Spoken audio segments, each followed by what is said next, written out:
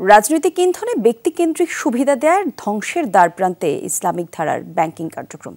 রাতের আধারে ব্যাংকগুলোর নিয়ন্ত্রণ নেওয়া হয়, সরিয়ে ফেলা হয় শত শত কোটি টাকা।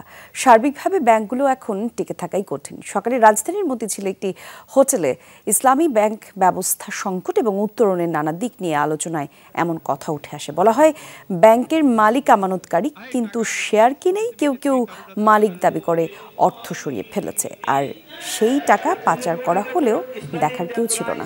জানানো হয় ষড়যন্ত্র করে ইসলামী ব্যাংকগুলোর ফতুর করা হয়।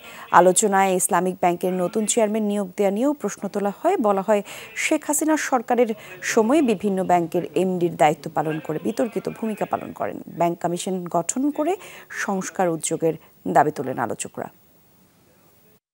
পেমেন্ট দিতে পারি না, ক্যাশ ডাউন পেমেন্ট দিতে পারি না, আমাদের লোন স্যাংশন করতে পারি না, এবং লোন স্যাংশন করলে আবার টাকা পাই না। কিন্তু এস আলম গ্রুপ তার সব টাকা পায়। এলসি খুলতে পারছেন না, কিংবা ওয়ার্কিং ক্যাপিটাল নাই, অথচ আমরা যে টাকা দিয়েছি আমাদের থেকে টাকা নিয়ে কিন্তু একটা গোষ্ঠীকে দিয়ে দেওয়া হয়েছে। যে ব্যাংকেরই এইভাবে রাতের আধারে কোনো বিশেষভাবে যখন এইরকম মালিকানাগুলো পরিবর্তন করে দেওয়া হলো, তখনই কিন্তু সোচ্চার হওয়া দরকার ছিল, বলা দরকার ছিল। কেউ কিন্তু কোনো কথা বলেনি।